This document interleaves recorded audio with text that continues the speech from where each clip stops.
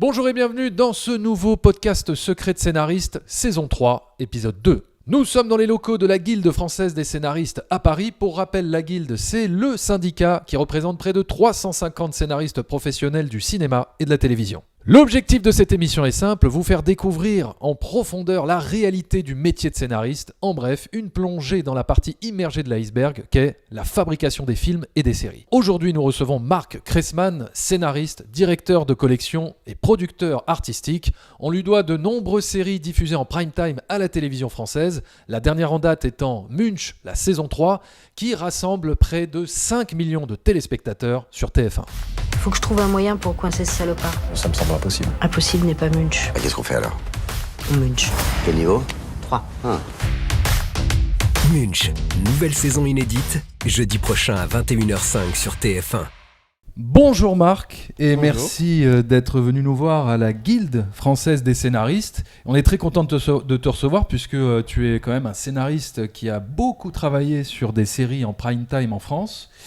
Et de plus, tu es membre de la Guilde depuis quelques années déjà. Est-ce que tu peux nous dire, avant d'entrer dans le vif du sujet, pourquoi il est important pour toi de faire partie d'un syndicat comme la Guilde ?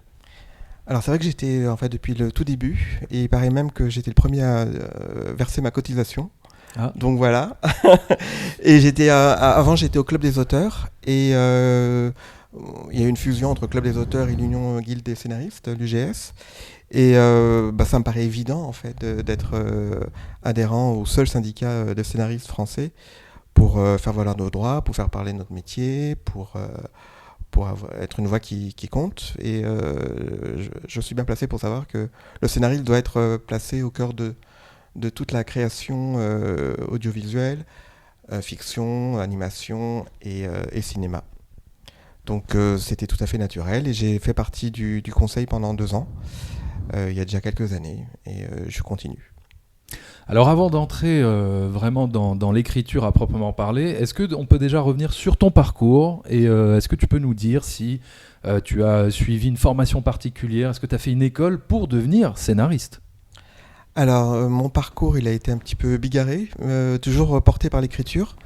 J'ai toujours été un fan de séries, de cinéma, de médias en général. Et j'ai commencé par la pub parce que j'étais vraiment un fan de la publicité. Donc ça c'était fin des années 80, début années 90. Je me suis rendu compte que c'était pas vraiment mon métier parce que ça demandait des compétences très commerciales, que moi je voulais vraiment écrire. Et j'ai appris à travers la publicité en étant concepteur-rédacteur, j'ai appris les slogans, la formule, ça c'était des choses intéressantes. Mais j'avais vraiment envie d'écrire. Après je me suis tourné vers le journalisme. J'ai été pigiste pendant quelques années. Presse écrite, presse internet. En parallèle, j'ai fait des lectures de scénarios. Et l'envie d'écrire est venue petit à petit. D'abord, j'ai voulu écrire plutôt pour le cinéma. J'ai écrit 2 longs métrages qui ont été plutôt des cartes de visite. C'est-à-dire on peut appeler ça des projets on-spec, c'est ça ? Oui, un scénario de long métrage. Sans production derrière. Sans production, sans rien. Donc juste, regardez ce que je suis capable d'écrire. J'avais envie de le faire. J'ai fait une petite formation qui était au CEFPF, qui était réécrire un scénario. Ouais. Où c'était bien. On était un peu en atelier avec, on était, je crois, 6 à peu près. Et on est sorti nos scénarios que j'ai fait lire et le scénario que j'avais écrit n'a pas vu le jour, comme beaucoup de scénarios en spec, sans producteur, sans connaître personne. Mais ça a été une carte de visite et j'ai décroché un job comme ça, notamment. C'est-à-dire je l'ai fait lire à une directrice littéraire qui fait partie de la Guilde, qui s'appelle Laure de Colbert, qui cherchait des auteurs pour une série quotidienne. C'était en 2006. Elle a lu le scénario. Elle a trouvé certains éléments très bien. Il y avait de la comédie, c'était une comédie. Et à partir de ce scénario, j'étais engagé sur ce projet de série quotidienne qui s'appelait 5 sœurs. Et ça a commencé en 2006. On a vraiment commencé à écrire en 2007 et c'était un de mes premiers contrats en tant que scénariste en fiction. Et c'est quoi la leçon la plus importante que tu as apprise lors de ces premières expériences d'écriture, que tu as retenue, qui t'a servi? Alors, j'ai envie de dire, il y a eu plusieurs expériences. J'ai commencé, j'ai fait un peu d'animation avant. Alors ça, c'était vraiment apprendre à écrire un genre que je ne connaissais pas du tout. Donc ça, c'était une expérience humaine intéressante. La deuxième expérience de travailler en atelier sur des séries quotidiennes, c'était de travailler en fonction de contraintes assez, pas compliquées, mais il fallait tourner pour un décor, il fallait le tourner sur 4 jours, sur 4 séquences au moins, pour qu'il soit rentabilisé. Des choses un petit peu techniques, un peu industrielles. Et donc ça m'a aidé plus tard. Et ensuite, quand j'ai commencé à travailler sur des séries de 52 minutes de prime time, là j'ai appris qu'il fallait être un peu plus organique et être moins dans la technique décor, voilà, qu'il fallait raconter être un peu plus ample et moins technique. Toutes les expériences sont bonnes en fait, toutes les séries sont différentes, tous les directeurs de collection peuvent aussi être différents, peuvent apporter plein de choses. Je ne sais pas si je réponds bien à la question. Si, mais alors justement, là tu vois, tu viens de dire que tu parles de directeur de collection. Ouais. Toi, tu es directeur de collection. Oui. Alors, on connaît très bien, évidemment, ce que c'est qu'un scénariste, mais directeur de collection, peut-être un peu moins. Qu'est-ce que c'est? Est-ce que tu peux nous expliquer en quoi ça consiste? Et pareil, tu es aussi producteur artistique. Est-ce que tu peux nous expliquer rapidement ces deux postes? Alors, la direction de collection, j'ai commencé à la faire quand j'ai repris la série Candice Renoir. C'était il y a 4 ans à peu près. C'était à la fois reprendre la direction de collection et la production artistique. C'est donc ce qu'on peut finalement résumer comme showrunner. J'ai repris ça sans avoir d'expérience en direction de collection ni en production artistique. Du coup, on a travaillé en binôme la première saison avec Agathe Robillard, qui avait une expérience de direction littéraire, de direction de collection. La direction de collection, c'est le chef scénariste, quelque part. C'est celui qui va avoir la responsabilité de l'écriture d'une série, d'une saison. C'est ce qu'on appelle le head writer, c'est ça? C'est ce qu'on appelle head writer, absolument. Voilà. Et alors du coup, producteur artistique, quelle est la différence? Alors le producteur artistique, c'est l'étape d'après. C'est-à-dire être responsable, être impliqué dans toutes les étapes de la fabrication de la série, que ce soit à partir de la prépa jusqu'à la post-production.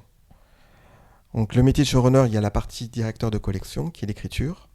Ensuite, il y a la prépa, avec les réalisateurs, le casting, le choix des décors. Ensuite, il y a le tournage, où il faut être là, pas tout le temps, mais il faut être assez présent. Et ensuite, la post-production, c'est-à-dire le montage, le mixage, le choix des musiques. Voilà. Ça, c'est le producteur artistique, il est responsable de toute la partie, finalement, production, comme son nom l'indique. Qu'est-ce qu'un bon producteur de série pour toi? Ah, bonne question. Je pense que c'est quelqu'un qui sait réunir les talents, que ce soit les auteurs, les réalisateurs, le casting. C'est quelqu'un qui n'est pas un scénariste frustré, qui va pas trop s'immiscer dans l'écriture, mais qui va quand même avoir un point de vue qui nous permet, à nous, auteurs, directeurs de collection ou scénaristes, d'avoir un point de vue extérieur, mais qui a un rapport avec le texte. Et c'est quelqu'un qui aime, pour moi, un bon producteur, c'est pas quelqu'un qui sait vendre, mais qui aussi aime fabriquer. Donc qu'il soit vraiment impliqué dans le processus. Que ce soit pas juste faire du contenu pour vendre à Netflix, France Télé, pour faire du chiffre. C'est quelqu'un qui est un artiste aussi, quelque part. Mais qui laisse aussi quand même une marge de manœuvre au scénariste, tout en ayant son point de vue qu'il doit partager à l'équipe. Parce qu'il a son point de vue, et puis c'est lui qui est en rapport avec la chaîne, c'est lui qui a aussi de l'expérience, qui peut dire bon voilà, ça marche pas, ça va coûter trop cher, ça c'est on peut le faire, mais ça arrive d'être raté. Moi, j'ai eu la chance avec Caroline Lassa sur Candice Renoir d'avoir quelqu'un qui vraiment avait beaucoup travaillé en amont sur la production, qui avait fait de la régie, qui sait faire un plan de travail, donc qui connaît de quoi elle parle. C'est pour moi, le producteur idéal, c'est quelqu'un qui sait fabriquer et qui aime ça. On dit souvent que les scénaristes, c'est des gens angoissés. Est-ce que toi, par exemple, tu es quelqu'un d'angoissé ?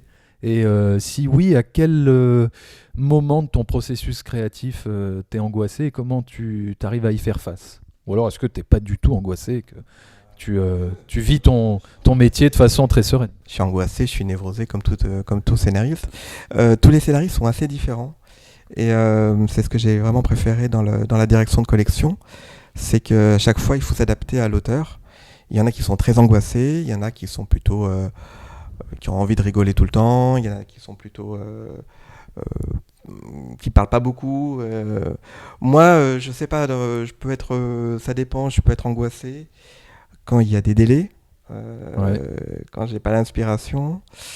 J'ai envie de bien faire tout le temps, donc je travaille beaucoup. Et voilà, c'est mon angoisse, mais c'est pas très original. Est-ce que tu prends de la distance avec ton travail quand, par exemple, tu es face à, on va dire, au syndrome de la page blanche ou ce genre de choses ou est-ce que il y a des jours où ça veut pas, quand ça Voilà. veut pas, ça veut pas, il faut faire autre chose. Ouais. Mais ça peut aussi passer quand on sort de chez soi ou quand on se met à faire la cuisine ou la vaisselle, ça peut aider. Des fois, laisser infuser, c'est bien, ça permet de trouver. Ça passe. Est-ce que c'est une Voilà. bonne idée de faire lire ce qu'on est en train d'écrire à son entourage quand c'est pas encore terminé ou c'est justement un frein ou c'est un danger justement. Je le fais pas trop parce que dans mon entourage, il n'y a pas beaucoup de scénaristes, donc je leur fais pas lire. Ouais. Je le fais lire qu'à mes co-auteurs en fait. Ça permet d'avoir... à un moment, on se dit, bon, est-ce que j'écris de la merde Ouais. Et l'autre te dit un petit peu, mais bon, c'est pas grave. Mais on peut améliorer. Oui, on peut améliorer, oui. Ouais. Alors, on va rentrer maintenant dans ton processus d'écriture sur les séries en général. En tant que scénariste-producteur, tu diriges et tu collabores avec des scénaristes différents. Comment tu fais pour assurer la meilleure collaboration possible ? Alors, à quel niveau sur l'écriture Sur l'écriture, pour, on va dire, essayer de garder une certaine homogénéité de ton quand tu travailles avec plusieurs collaborateurs, un pôle de scénaristes, et que tu es head writer, par exemple, et que que tout le monde amène un petit peu sa patte. Comment tu fais pour garder une certaine cohésion dans l'écriture ? Moi, sur Candice Renoir et sur Munch, je n'ai pas travaillé en atelier d'écriture, donc je faisais à chaque fois par binôme d'auteurs sur un épisode. En termes de choix d'auteur, en fonction de la saison, en fonction de la couleur de la saison que j'ai envie de raconter, une saison plus sur l'amour ou sur la famille, je vais choisir des auteurs en fonction de leur sensibilité, de leur sensibilité, de leur expérience, pour avoir le plus de choix possible, pour pas avoir une saison monochrome. D'abord, c'est recruter des auteurs, et ensuite pour leur faire sortir les meilleurs épisodes possibles. Ce qui est bien, en fonction des séries, on peut choisir des gens très différents.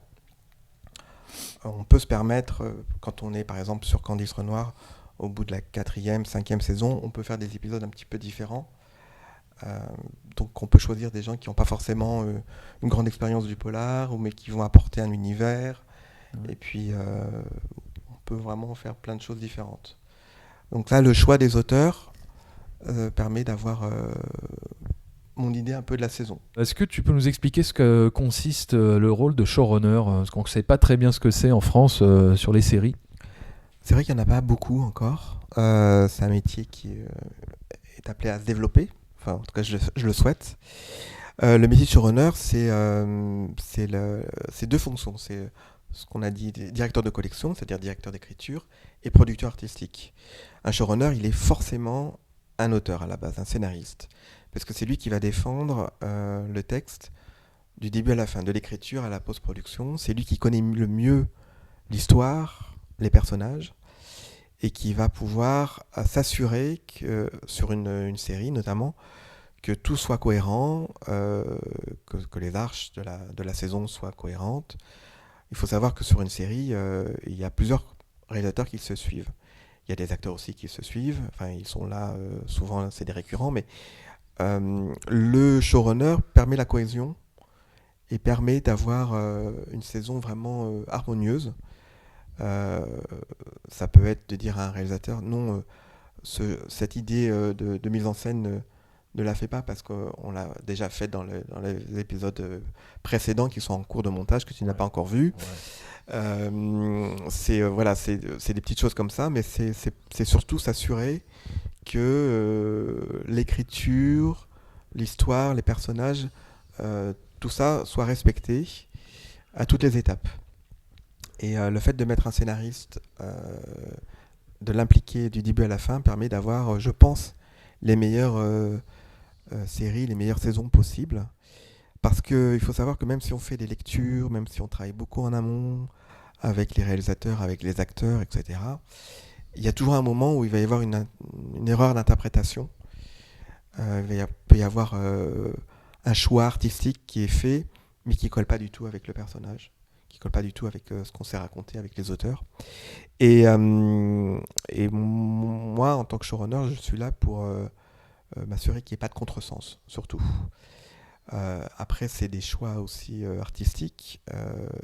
C'est des choix pour avoir la meilleure saison possible, la plus cohérente.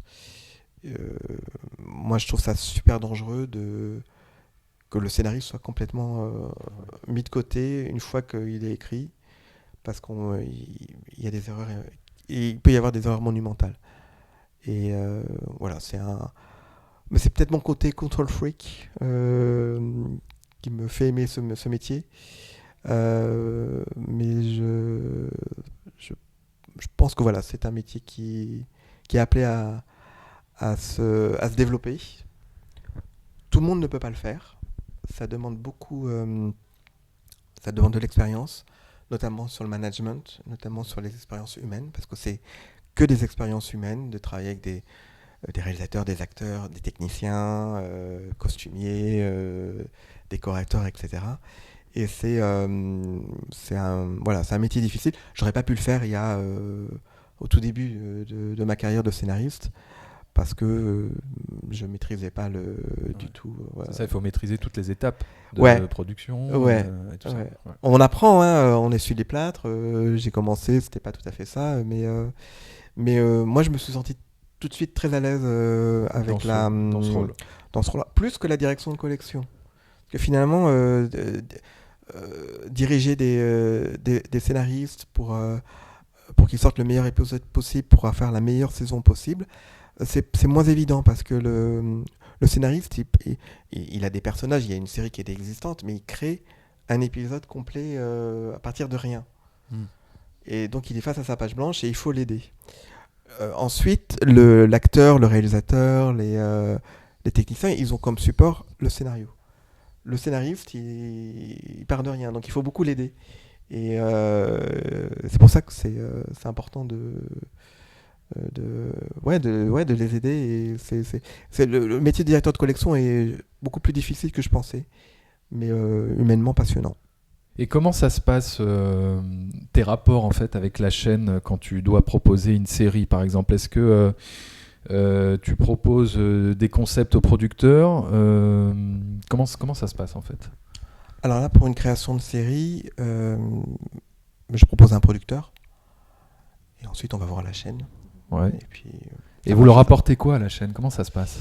C'est quel type de document en fait pour, on va dire, essayer de les convaincre? Alors, c'est une bible? Je l'ai pas fait souvent parce que j'ai pas créé beaucoup de séries. J'en ai créé une, et là je suis en train d'en créer une autre. Ouais. J'ai surtout travaillé sur les séries des autres. Oui, c'est une bible au début, un concept des personnages, des petites arches, on va dire, Ouais. un document de vente pour plaire déjà au producteur. Et ensuite, avec le producteur, on développe un peu plus.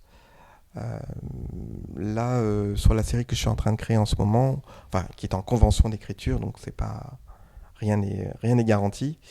Je travaille sur 6 épisodes, 2 synopsis assez développés, 4 pitchs, voilà, pour les épisodes, un épisode dialogué. Mhm. Ensuite, la présentation des personnages et les arches. En gros, D'accord. ça va être ça. Alors tu parles d'arches, de personnages, mais dans une série, les personnages ne doivent pas forcément avoir une finalité dans leur arc narratif, on va dire. Donc comment tu développes, comment tu présentes ces arches en fait de personnages? C'est pas comme dans un film où le personnage va vraiment aller d'un point A à un point B. Dans une série, il faut que ça soit continu. Enfin, il faut qu'il y ait une continuité. Il faut que ça ne s'arrête jamais. Ça ne s'arrête jamais. Donc, comment on va dire, tu montres l'évolution de ton personnage sans qu'elle ait une fin? Alors, ce qui est intéressant, c'est que sur les séries existantes sur lesquelles j'ai travaillé, effectivement, il y a le document d'arche pour chaque saison. Et il faut raconter un peu la destinée du personnage pendant toute cette saison. On le prend, il a déjà existé avant, il va exister après, normalement, des fois il meurt. Et là, c'est vrai qu'il faut raconter un peu son parcours sur une saison. Donc là, c'est d'aller d'un point A à un point B, finalement. Et après, on dit, on va trouver encore autre chose pour la saison d'après. Pour prolonger son histoire. Pour prolonger son histoire, ouais. Et c'est quoi la différence entre arche de personnage et intrigue ABC, par exemple? Alors, intrigue ABC, disons qu'il y a, alors, sur une série policière ou une série judiciaire, on va avoir une première intrigue A qui va être l'affaire, en gros, le cas, Ouais. le meurtre ou le client. Ça peut être, pour une série médicale, ça va être le gros client, le gros patient Qui a un problème. et Ouais. on va le résoudre. Ça, vraiment, je parle pour des séries bouclées. Et ensuite, il va y avoir des sous-intrigues, plus axées sur la destinée romantique d'un personnage. Si la série s'appelle Candice Renoir ou Munch, on a le personnage un petit peu plus en avant, le personnage principal.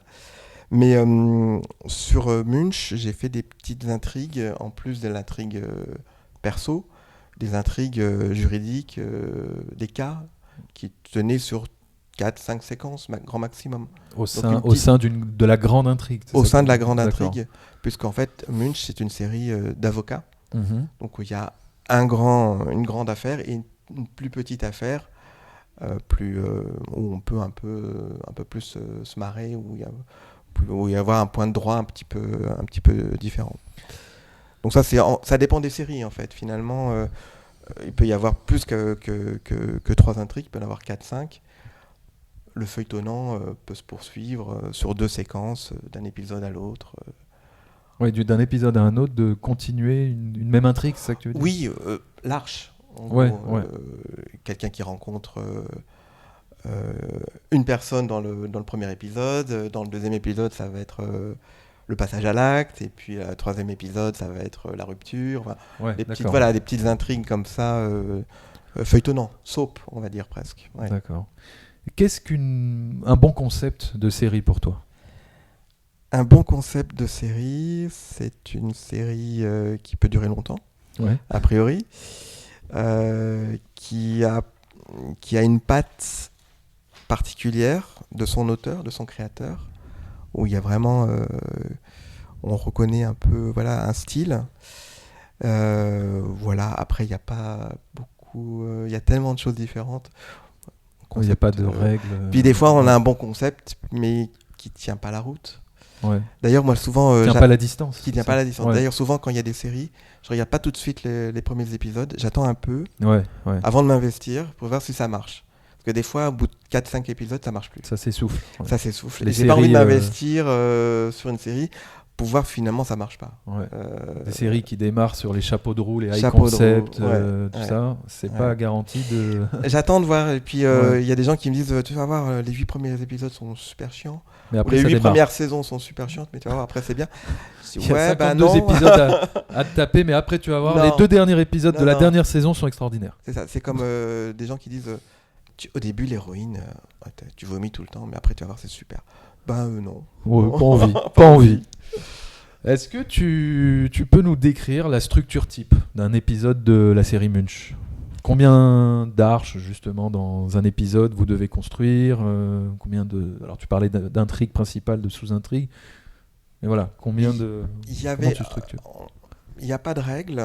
Il n'y a pas de règle. C'est jamais la même formule C'est d'un jamais la épisode même à un autre ? formule. Bon, il y a un personnage principal, bien sûr, qui est mis en avant. On essaie de donner un peu à manger à tous les personnages. Ouais. Donc parfois, s'il n'est pas très impliqué dans l'intrigue principale juridique, on va lui donner un petit truc à côté.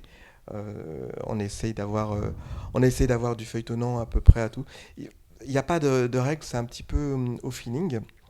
Surtout que sur Munch, moi j'avais fait des arches. Puis d'un coup, le tournage a été avancé de 4 mois. Donc il a fallu un petit peu accélérer. Du coup, j'ai pas eu certains acteurs. L'acteur Lucien Jean-Baptiste n'était pas disponible parce qu'il tournait au même moment sa série. Il a déjà tes yeux, que je recommande, qui est vraiment très très bien. Il était acteur et réalisateur. Donc on a pu l'avoir 3 samedis. Donc il était super parce que il venait après le tournage le samedi pour tourner ses séquences. Donc j'avais fait toute une arche sur lui, notamment une arche romantique qui est tombée à l'eau. Ouais. Donc ça c'était à peu près 4 mois avant le tournage. Bon. Et puis aussi 1 mois et demi avant le tournage, j'avais un autre personnage qui joue la secrétaire, l'assistante, et qui était enceinte. Donc moi j'avais prévu de la faire tomber enceinte à la fin de la saison. Ouais. Mais là, elle était enceinte de 2 mois et demi et elle disait ça commence à se voir. Donc il a fallu tout refaire. Donc, Elles sont gonflées quand même. non, mais c'était un peu rock parce que c'était 1 mois et demi avant le tournage. Donc il a fallu trouver quelque chose qui fonctionne, qui plaise à la chaîne, qui plaise aux acteurs aussi. Et ça a été assez... il fallait être très réactif. T'es donc obligé de t'adapter au réel alors ? Tout le temps. Et en fait, c'est ce que je préfère.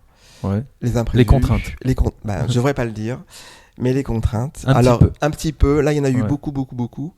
Que ce soit avant l'écriture et quand ce soit pendant le tournage, quand il y a des choses qui fonctionnent pas, quand il y a un acteur qui a raté son avion, quand il y a un acteur qui est malade, quand il y a un décor qui tombe d'un coup.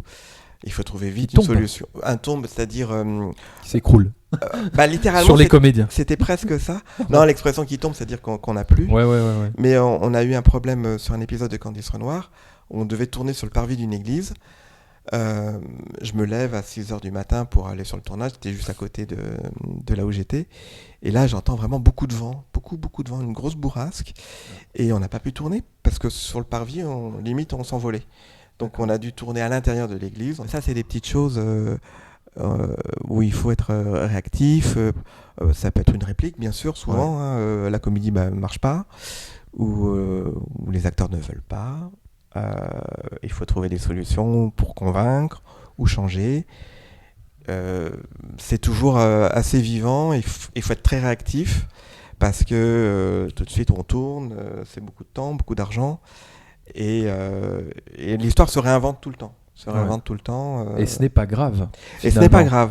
Un scénario n'est pas gravé dans le marbre. Mais ce qui est bien, en fait, c'est que quand on est sur place, quand on est impliqué à toutes les étapes, on comprend pourquoi. Quand on est scénariste et que d'un coup, on est en dehors, on a fait son scénario, on voit peut-être les rushs, mais on voit une première version dialoguée, une version montée, ouais. On reconnaît rien. On tombe des nues, on dit c'est horrible, je vais changer de métier, ça marche pas du tout. C'est que parfois il y a tellement de choses des petites choses mais qui sont accumulées qui font que le scénario il est adapté par les comédiens, les réalisateurs, la technique, tout ça. Et le fait d'être impliqué, on comprend mieux ce qui se passe Bah oui. et on s'associe mieux au changement. On est moins rigide parce que c'est la réalité. Il y a des choses qui marchent pas. Moi, ça m'est arrivé plein de fois en me disant mais c'est qui a écrit cette merde ? C'était moi.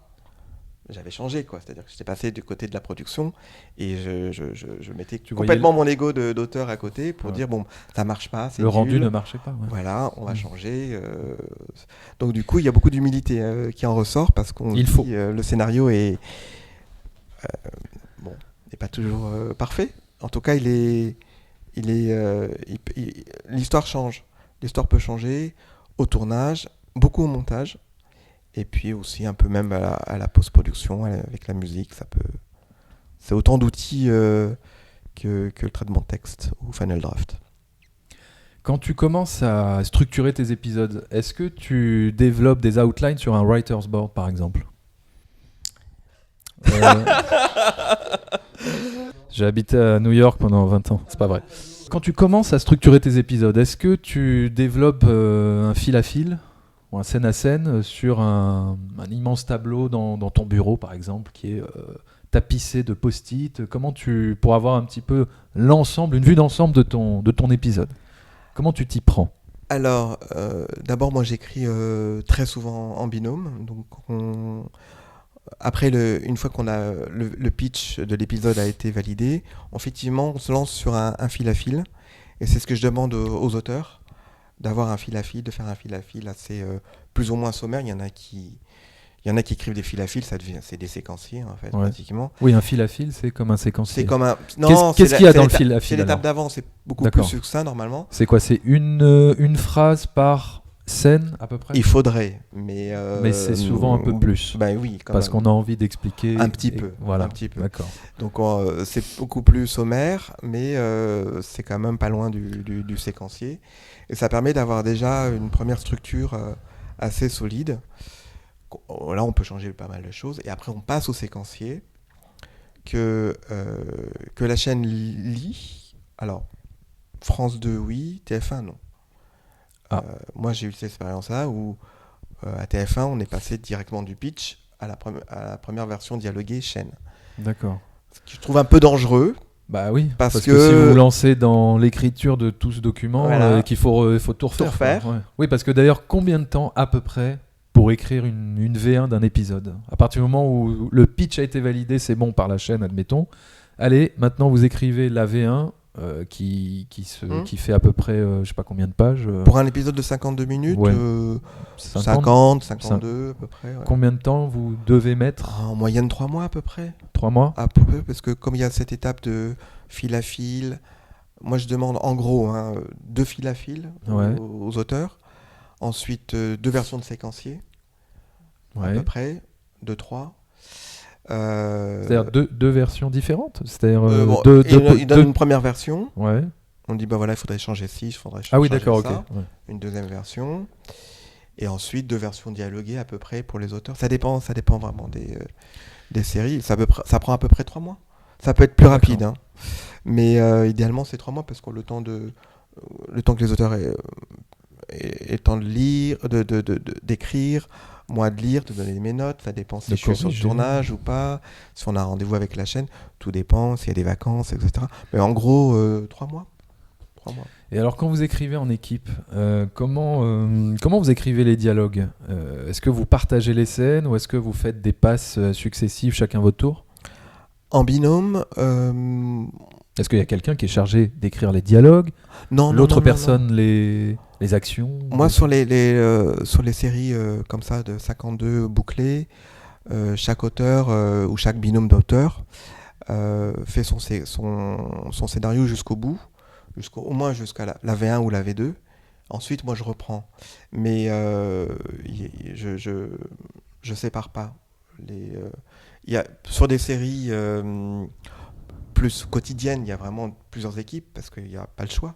Mais je trouve quand même ça frustrant de faire un séquencier et de ne pas faire un dialogué.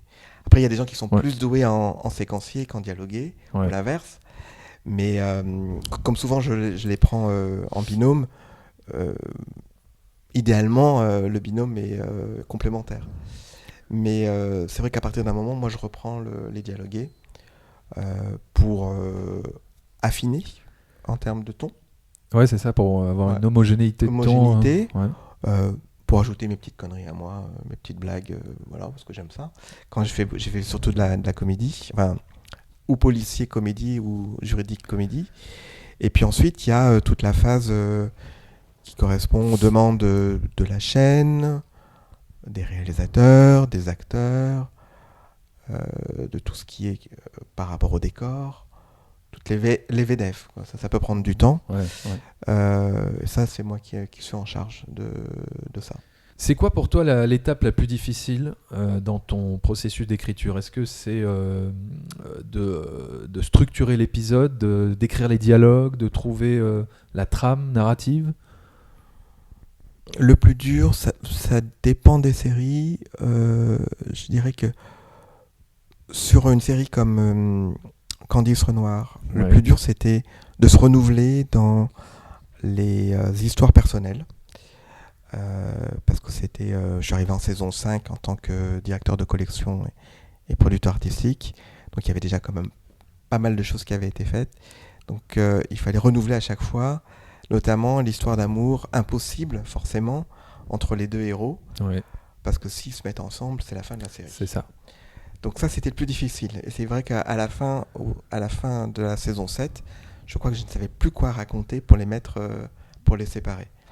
Ce qui me valait régulièrement des injures sur Twitter ou sur Internet, parce que j'étais celui qui ne voulait pas les mettre ensemble par les fans, hein, Ouais. les fans hardcore. Ah bah d'ailleurs, ça c'est une question que je me pose.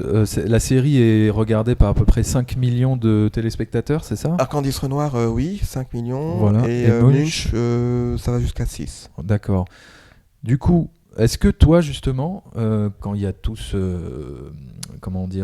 cette audience importante quand même, est-ce que tu fais attention à la réception des spectateurs sur les réseaux sociaux une fois la diffusion de l'épisode Il faut en prendre compte, il faut les entendre, et en même temps, il faut surtout pas donner aux téléspectateurs ce qu'ils veulent, parce que sinon, oui. il faut les frustrer un peu. Alors, je les ai pas mal frustrés sur Ouais. sur Candice Renoir. C'est un petit plaisir d'avoir ce côté ah non, c'est pas vrai, ils ont osé, etc. Ouais. De les surprendre. Il faut faire le tri. Il faut faire le tri, il faut Ouais. les entendre, mais il faut rester serein vis-à-vis de ça, serein, quoi. ouais, Parce ouais. qu'on peut vite Quitte à se faire insulter. déprimer. Hein. Ouais. Oui, mais c'est pas grave. Parce que il y aura L'important, tous c'est les que- avis. Quoi. L'important, c'est qu'ils soient toujours au rendez-vous, et Ouais. ça a été le cas. Et pour en revenir sur le truc le plus difficile à faire, Ouais. sur Munch par exemple, ça a été, c'était très différent d'une série policière, parce que la série policière, c'est en gros un meurtre, quelques fausses pistes, des personnages, et ensuite on sait qui a tué. Là, une série judiciaire, c'est un client, souvent innocent, d'un crime ou d'un meurtre qu'il n'a pas commis, et comment faire pour le sortir de là. Et ça demande quand même beaucoup de connaissances juridiques. Donc, je connaissais pas bien. Alors j'avais une consultante. Voilà, il y a une. J'avais quelqu'un ouais. qui m'a beaucoup aidé, qui était Marie-Alice Gadea, qui a co-créé la série et qui est une ancienne avocate. Donc je lui demandais régulièrement Si on comment pouvait ça faire se passe, qu'est-ce qui se passe, elle me donnait des conseils. Mais ça, c'était le plus difficile, c'était effectivement comment renouveler le genre d'une série judiciaire sans tomber tout le temps sur l'innocent accusé d'un meurtre qu'il n'a pas commis. Ouais. Et les avocats vont faire les justiciers, ils vont faire les policiers quelque part. Ils vont découvrir, pour Mener sortir leur client. enquête, Voilà. ouais. Donc ça, c'était difficile. Et je suis très fier d'un épisode en particulier dans cette saison 3 de Munch où il n'y a pas de meurtre. Et ça parle de GPA et on parle de loi tout le temps. Et ça reste quand même assez haletant, parce jusqu'à la fin, on ne sait pas si la cliente de Munch va arriver à ses fins. Ouais. Voilà, c'est vraiment en fonction du genre et et de la saison où elle en est, se renouveler. Après l'écriture, ça dépend des épisodes. Il peut y avoir des moments où c'est le pitch qui est le plus difficile. Et puis des moments où il y a... Quand dès le fil à fil, on a du mal, on va galérer jusqu'au bout. Il y a des épisodes plus ou moins malades. Et on s'en sort. Mais il y a des épisodes plus ou moins réussis qui ont demandé plus ou moins de travail. Il faut rester assez humble. Tout n'est pas parfait. On fait comme on peut. L'important, c'est aussi de divertir les gens. Donc, parfois, ça va être un personnage à l'intrigue B romantique ou comédie Prendra le pas sur... qui va prendre un peu plus le pas. Du moment qu'il y a des bonnes scènes, moi, je suis content. Ouais. Parfois, quand il y a une putain de bonne scène, ça me fait mon épisode, moi, personnellement. Quand tu démarres l'écriture d'un épisode, est-ce que tu as la liberté de choisir la thématique que tu veux aborder, ou alors est-ce que ça t'est imposé par la chaîne, par exemple ? Alors non, j'ai beaucoup de liberté, en fait. Beaucoup plus que je ne pensais, que ce soit avec France 2 ou TF1. Ouais. Là, on parlait de l'épisode de la GPA, et ça, c'est la première rencontre autour de la série avec moi introduit comme directeur de collection. Il y avait la conseillère de programme, il y avait Anne Vio qui nous a dit, si vous voulez parler de la GPA, pas de problème. Clink, moi je me suis dit, très bien, t'es pas tombé dans l'oreille d'un sourd, et on a développé ce sujet-là. Donc parfois c'est la chaîne comme ça qui le propose. Sur Candice Renoir, j'ai aussi beaucoup de liberté d'imposer... Enfin, pas d'imposer, mais de proposer des sujets qui me tenaient à cœur. J'avais envie de parler, par exemple, du sida. On n'en parlait plus du tout. Pourtant, ça continue, les contaminations. Et j'ai pu en parler c'était en saison 6. Sans aucun problème d'homosexualité. J'ai pu parler aussi un peu de raconter un peu mes obsessions, mes envies. J'avais très envie de faire un épisode... j'avais envie de parler de l'année 70. Et j'ai réussi à faire un double épisode où Candice Renoir est plongée dans les années 70, façon Life on Mars. Ouais. Et c'était génial, quoi, parce que j'ai pu le faire. Ouais.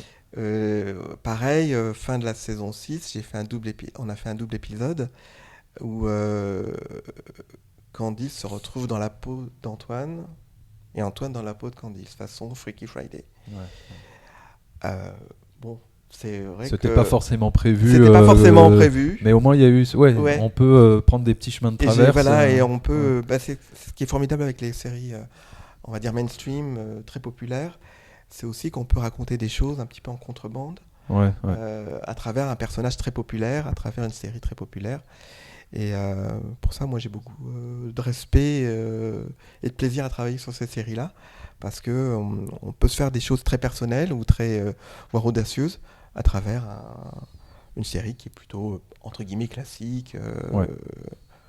Voilà. Et oui, il y a toujours de la liberté. Parfois, la chaîne peut dire ah non, ce sujet-là, on l'aborde dans une autre série. Je voulais parler des hommes battus, mais on m'avait dit non, on le développe on l'a déjà développé sur une autre série, mais l'épisode n'était pas encore diffusé, donc je ne pouvais pas savoir. Mais oui, voilà, la chaîne est là pour nous dire, mais il n'y a pas de censure. Ouais. Non. Bon, tant mieux. Plus de liberté. Est-ce que tu assistes, par exemple, aux lectures du scénario avec les comédiens ? Et qu'est-ce qu'il en ressort à l'issue de ces lectures ? Est-ce que, par exemple, le scénario change beaucoup ? Alors, les lectures comédiens, oui, ça fait partie du processus. Ça dépend sur Candice Renoir. Parfois, comme on enchaînait les sessions de tournage, on faisait à chaque fois 2 ou 3 épisodes. Il y avait 4 sessions à peu près par an. Parfois, on n'avait pas le temps de le faire parce qu'ils enchaînaient les tournages. Donc ça s'est pas fait tout le temps. Sur Munch, on l'a fait sur les 3 premiers épisodes, mais comme on a enchaîné le tournage de la 2e session, on n'a pas fait. Ce que j'ai appris avec ces lectures, c'est effectivement le comédien qui va rajouter quelque chose spontanément. Et donc du coup, c'est tellement drôle qu'on le rajoute dans la version def, parce qu'il n'y a pas de version définitive. C'est toujours en cours. Ça m'est arrivé de continuer à réécrire des séquences entières pendant le tournage.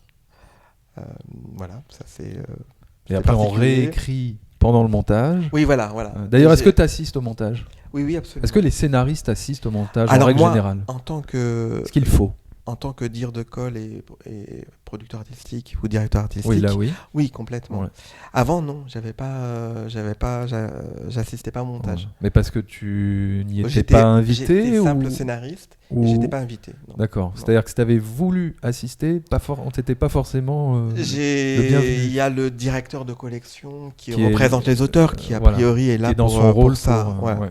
Mais c'est là, effectivement, quand on n'assiste pas au montage, on peut avoir des surprises. C'est un peu violent, c'est toujours violent le premier visionnage. Même quand on a fait, quand on assistait au tournage, tout ça, le réalisateur peut faire des choix et il dit non, tu m'as enlevé cette séquence, il faut la remettre, elle est importante. Et d'ailleurs, à la fin une fois que le montage de l'épisode est terminé, est-ce qu'il y a une diffusion pour l'équipe avant, une projection pour l'équipe avant la diffusion télé ? Et si oui, est-ce que le scénariste a le droit de dire ah ouais, mais là vous êtes éloigné des intentions, il faut remonter, ou non, le scénariste, merci, t'es gentil, ton boulot a été fait, c'est terminé. Le scénariste, il est représenté là aussi par le directeur de collection. Donc moi, ça m'est arrivé d'aller au montage de Candice Renoir avant d'avoir ce poste de directeur de collection. Mais c'était pour préparer effectivement comment ça allait se passer, comment ça se présentait avec le premier visionnage, comment se déroulaient les rapports entre le showrunner et le réalisateur. Pour en revenir aux lectures, c'est quand même quelque chose d'assez violent, je trouve. Moi, je suis pas fan. Il le faut, mais je suis pas fan du tout. Pourquoi ? Parce qu'en fait, surtout quand on a écrit le scénario, on se retrouve complètement à poil devant face à son texte. Les acteurs. S'ils sont bien lunés, c'est cool. S'ils lisent platement, tu dis c'est censé être drôle, ça fait flop. C'est quand même assez violent parce qu'on est complètement exposé. C'est nous qui avons créé et on est un peu comme un mec de stand-up qui se retrouve devant un public qui rit pas. Quoi. C'est violent. Et d'ailleurs, à ces lectures, est-ce qu'il y a par exemple un représentant de la chaîne qui est là pour assister, pour valider, Non. Non, la chaîne n'est pas présente à ce moment-là. À ce moment-là, non. Non, c'est le réalisateur, ou la productrice, le scénariste en chef, dire de colle, comme tu veux. Et puis les acteurs. Et alors du coup, si les acteurs sont pas, on va dire, n'y mettent pas le ton, ne sont pas assez impliqués dans la lecture et que tu as l'impression que ça marche pas, qu'est-ce que tu fais ? Tu réécris tout de suite un nouveau dialogue, tu réarranges les scènes, comment tu fais ? S'ils me le demandent... Qui ? Les acteurs ? Si l'acteur me demande, bon ça marche pas, ou alors ça, je vais le dire comme ça... Tu dis oui, ok. Quand ils ne comprennent pas, notamment tout ce qui est un peu policier ou juridique, je suis là pour expliquer. Ouais. Parfois, les acteurs découvrent le texte en même temps, donc ils n'ont pas forcément la présence d'esprit de dire tiens, ça marche pas, etc. D'où la présence sur le tournage est importante parfois. Et puis bon, on n'a pas forcément toutes les solutions à ce moment-là de la lecture. Mais, tu prends des notes du coup sur ce qui va pas ou Oui. Ouais. Après c'est plus sur les arches où on me dit bon, moi j'ai une fois une lecture assez compliquée avec un des acteurs et qui n'aimait pas du tout son parcours, donc on s'est un peu engueulé et puis on a trouvé des solutions après, mais il y a des moments qui sont des compromis, voilà, chacun y met un peu du sien. C'est comme tout. Il y a des batailles qui méritent d'être gagnées, d'être combattues, et d'autres il faut lâcher. Ouais, d'accord. Alors maintenant, on va faire un focus sur la série Munch. Oui. Comment tu es arrivé sur Munch ? Alors, Munch, je venais d'annoncer à l'équipe de Candice Renoir que j'arrêtais au bout de la 7e saison. Et c'était à peu près 1 an avant. Je me suis dit comme ça, on va trouver quelqu'un pour faire la transition. Et je voulais donc terminer la saison. J'avais encore bien 6 mois de travail devant moi. Les tournages, etc., l'écriture. Et puis, je sais pas, je crois que c'est mon agent qui a dû dire au producteur de Munch, Jean-Sébastien Bouillou, que j'étais libre. Je ne sais pas comment ça s'est passé exactement. En tout cas, il m'a appelé pour me proposer de reprendre la série Munch. Et j'ai hésité un petit peu parce que je voulais me consacrer à des projets personnels. Puis quand même, c'était voilà, une offre qu'on ne peut pas refuser. Ah d'accord, ok. Je vois. C'est-à-dire que non, c'était tout était nouveau. C'est-à-dire que c'était TF1. J'avais pas spécialement envie de travailler pour TF1, mais c'était une opportunité de travailler Bien sur sûr, une série ouais. pour TF1.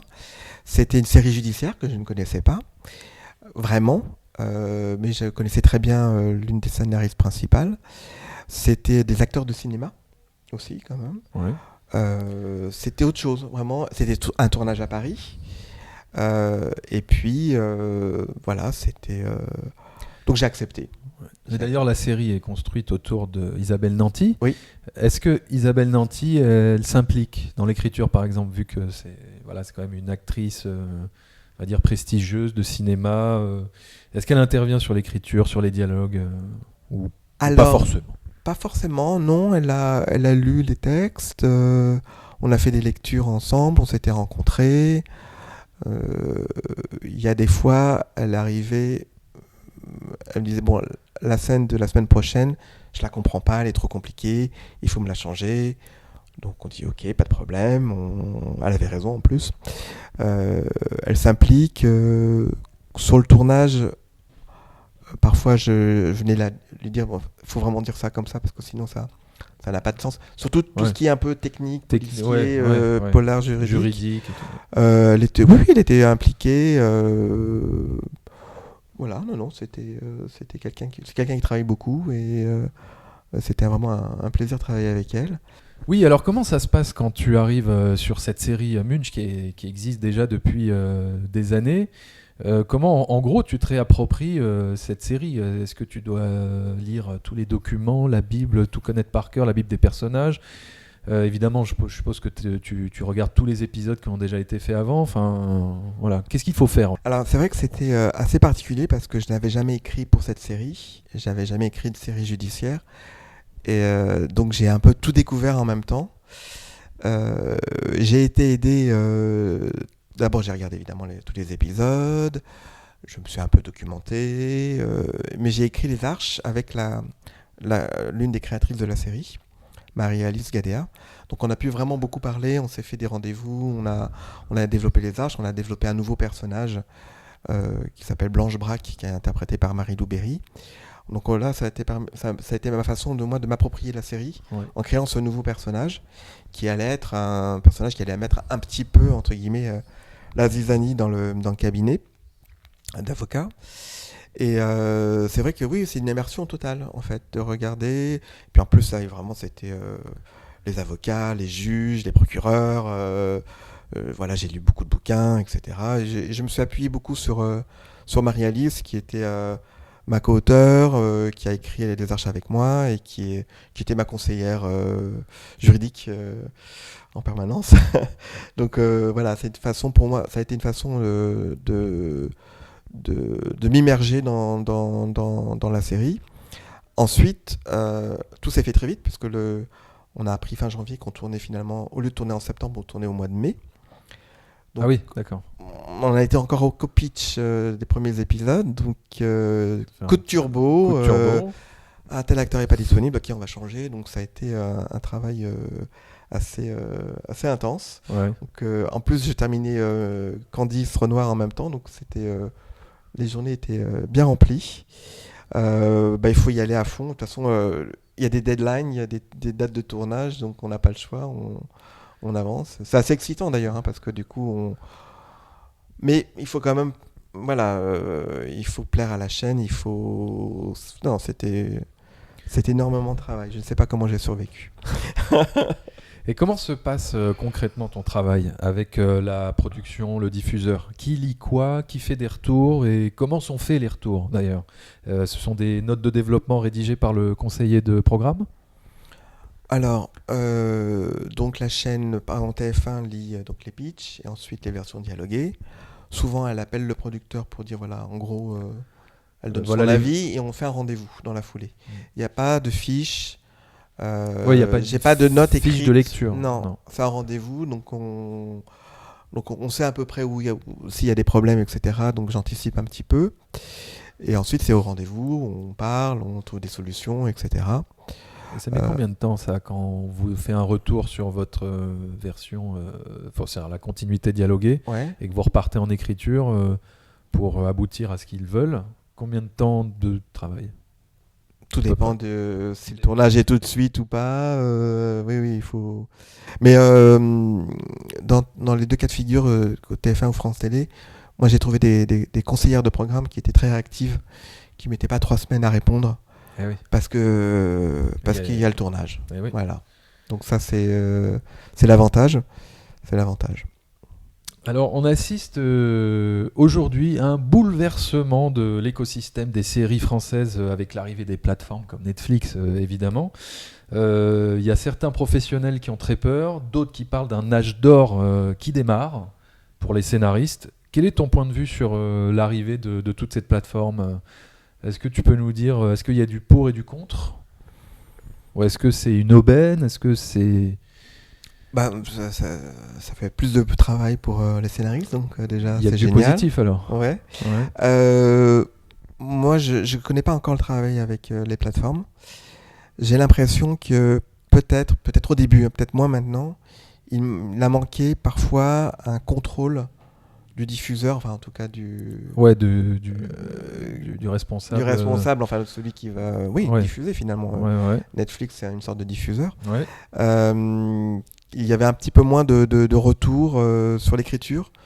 Et j'ai l'impression parfois que ça se voit dans certaines séries qui sont un peu... S'il manque une petite rigueur, peut-être de... On veut Marseille- faire du volume. Marseille, je trouve pas ça génial, par exemple. Ouais, Je me dis, tiens, ils ont peut-être eu trop de liberté. ouais, comme quoi. Alors, je devrais pas dire ça, mais parfois Oui, les oui, mais contraintes bien sûr, il faut qu'il y ait... permettent d'avoir il quelque faut chose un de plus encadrement. resserré, peut-être. Ouais, un encadrement. Voilà, mais je pense que ça a changé depuis. Mais ce sont des consommations différentes.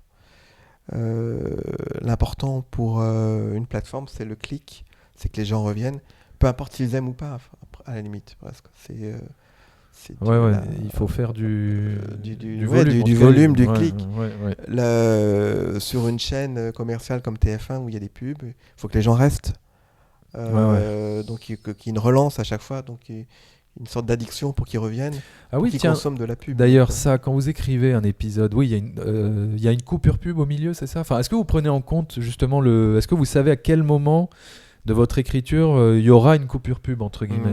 non, C'est c'est eux jamais là où on l'imagine d'ailleurs. Ah d'accord, mais Ouais. vous essayez de Je vais prendre voir en ça compte. ce soir d'ailleurs, je vais découvrir ça. Dans Non mais Munch parce que en ça c'est direct. intéressant, peut-être que vous essayez de créer une sorte de cliffhanger avant une coupure pub pour que les gens restent Oui. au bout de 20 minutes, 25 minutes, Mais c'est pas calé comme aux États-Unis où c'est pas... Ouais d'accord, il y ok. a, vraiment un fin d'acte et hop. Avant c'était une sorte de fondu en noir Oui voilà, et hop, ça a été le moment de mettre la pub. Non, Ça en peut fait, être on sait jamais. c'est aléatoire quoi. Même C'est au, aléatoire. au milieu d'une scène parfois, j'ai vu Ah ouais, ça. Bah, dis donc. Qu'est-ce que c'est Ouais, que ça non, mais en tout cas, ce qui est intéressant, c'est que cette formule d'acte qui vient des États-Unis où à la fin de chaque acte, il y avait un espace publicitaire, Ouais. ça a permis de structurer un récit. Et du Ouais. coup, moi, je garde cette construction en 4 actes pour en fait finalement avoir assez de rebondissements, même si je sais qu'il n'y aura pas de pub forcément à la fin de cette fin d'acte avec un petit cliff, un petit rebondissement qui relance l'intrigue. Ça, à mon avis, la pub ne s'insère pas à ce moment-là, mais ça permet de dire voilà, est-ce qu'on a assez de relance, assez de rebondissement et voilà. D'ailleurs, dans un épisode, il faut incorporer combien de relances? On peut en faire plein finalement. Ouais, non mais peut-être pas trop. Enfin, pas trop. une overdose. Je sais pas, c'est de l'ordre de 2 relances, 3 relances ou... Je dirais 3-4.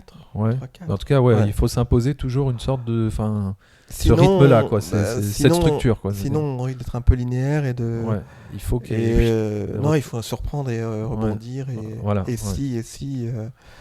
voilà. Mais moi, je le vois des fois... je regardais un épisode que j'avais écrit de Munch et je dis mais ça n'en finit pas, il y a trop de rebondissements. Et j'ai l'impression que ça s'est éparpillé un peu vers la fin. Mais ça, c'est parce que je vois que les défauts après, quand c'est fini. Mais il n'y a pas de règle du moment que l'histoire se tient et qu'on a envie de voir la suite. On peut en faire autant qu'on veut, je sais pas. Ouais. J'ai pas de religion là-dessus. Est-ce que quand l'épisode est diffusé, tu as on va dire des informations sur l'audience où tu sais par exemple qu'à tel moment de l'épisode l'audience a chuté ou alors justement l'audience a grimpé et est-ce que par exemple aussi tu suis en direct sur Twitter les réactions des spectateurs à ton épisode est-ce que tu suis tout ça? Alors, il y a, on reçoit le lendemain les courbes d'audience, Ouais. où on voit effectivement si c'est stable ou pas, ce qui est important. Moi, j'ai jamais réussi à savoir si effectivement il y avait un décrochage par rapport à un épisode. Pour l'instant, je touche du bois. Ouais. J'ai pas eu des gros décrochages dans un épisode. Je sais qu'il y en a eu sur d'autres séries. Notamment une série qui s'appelait Les Hommes de l'Ombre, c'est ça, où les gens sont arrivés sur le premier épisode de la saison 3, il y a eu une fusillade, et les gens sont partis. Ah. Voilà. Ils n'ont pas eu envie de voir ça. Voilà. Ah oui, je connais pas le détail, mais voilà. Ça, c'est un vrai décrochage, ça se voit. Non, ce que je peux voir parfois dans les courbes, c'est qu'il y a un peu plus de téléspectateurs d'un coup. Et en fait, c'est parce qu'il y a une coupure pub sur TF1. Donc les gens zappent pour voir un peu ce qu'il y a sur l'autre chaîne, ouais. Malheureusement, on peut pas prévoir ce qu'il y a au même moment. Ouais. Donc on aurait mis une bonne scène de sexe ou un truc important. Là, mais là, on peut pas savoir. Ça, on peut pas savoir. Ouais. Ça, c'est impossible à savoir. Et donc, tout ce qu'on peut nous dire, c'est que voilà, si les gens sont venus et s'ils sont restés. Et les réactions, ah oui, à fond. Twitter, Facebook, je regarde. C'est vraiment, je trouve, notre plaisir. C'est génial depuis que ça existe. C'est quand même assez récent. Et de voir les réactions des gens, est-ce que notamment quand il y en a 3-4 qui relancent, qui sortent une réplique qu'ils ont adorée. Ouais. Et là, quand c'est toi qui l'as écrite, t'es petite assez fierté. content. C'est petite ton fierté. applaudissement à toi, quoi. Ouais. L'équivalent du comédien de théâtre qui applaudit, Ouais, tu as la réception. l'éclat de rire. Pareil, dans les projections au festival, moi j'adore ça, de voir un peu les réactions des gens. Et donc j'écoute. Et, quand ça rit, bon, c'est formidable. Ouais. C'est surtout quand ça rit finalement. Oui, c'est que ça marche. Ouais. Est-ce qu'il y a par exemple des hashtags de la série sur Twitter Oui. Du coup, est-ce que tu tapes des fois des trolls qui arrivent et qui disent ah, c'est nul, c'est à chier. Alors, bah oui, je regarde Twitter avec le hashtag Candice Renoir. Ouais. Par exemple, donc là, on a les réactions en direct. Le hashtag Munch, c'est plus compliqué parce que finalement, Munch, ça veut dire aussi manger, bouffer. Il y a le peintre, Munch. Donc, je vais voir ce soir là, pour la première fois les réactions Twitter. J'espère que le hashtag marchera bien, que j'aurai pas que des trucs sur la peinture. Mais effectivement, on croit qu'il y a des trolls, des haters. Ça fait partie du jeu. Oui, ça fait partie de Twitter surtout. Oui, ça fait partie de Twitter. Alors j'ai 2 dernières questions à te poser, Marc. Sur quoi tu travailles en ce moment? Est-ce que tu peux nous révéler tes projets? Alors du coup, en fait, j'ai arrêté Munch. Ouais. Voilà, j'avais envie de... En fait, on m'avait proposé autre chose. On m'avait proposé d'écrire une saga en genre 4 mois pour tourner tout de suite. Donc une saga de 6 épisodes, une saga d'été. Donc j'ai accepté. Et puis finalement, c'est tombé à l'eau. Donc j'avais dit à la production que j'arrêtais Munch. Moi, je n'allais pas dire je reviens. C'était pas, il avait trouvé quelqu'un d'autre. Donc voilà. Mais c'était pas plus mal parce que comme ça, je me suis dit je vais pouvoir enfin me consacrer à mes projets personnels. Ouais. Donc là, je suis en développement. Donc sur 2 projets, 2-3 projets. Il y en a une qui est en convention d'écriture. On va voir si ça va jusqu'au bout. Ça veut dire quoi ça, en convention d'écriture? C'est que la chaîne a dit ok, ça nous intéresse, écrivez-nous une Bible. C'est-à-dire que tu leur avais fourni quoi au départ? J'avais fourni un synopsis d'un épisode pilote D'accord. C'est combien de pages, ça, un synopsis? J'avais fait sur 6-7 pages. Si c'est vrai, Voilà. ok. Pour un pilote, Mhm. éventuellement. Et ça intéressait France Télé, qui nous ont dit bon, bah, on va faire un 6x52, ce qui était mon plan au départ. Ouais. Mais je suis rentré comme ça par la petite porte. Et à partir de là, on m'a demandé d'écrire donc le synopsis des 2 premiers épisodes, dont un qui sera au dialogué, une version dialoguée, les pitchs des 4 autres épisodes, Ouais. les personnages, les arches, voilà. Il n'y a pas de règles, mais bon, c'est à peu près ça, quoi. D'accord. Et je pense que ça va faire 15-20 pages à peu près, enfin plus l'épisode dialogué. Et puis on verra si ça plaît. Voilà. Ça marche. Donc ça c'est le projet le plus en cours, en Ouais. tout cas. Et j'ai des projets de séries en costume, Ouais. mais post Seconde Guerre mondiale, donc Ah oui, du d'accord. récent. Ok.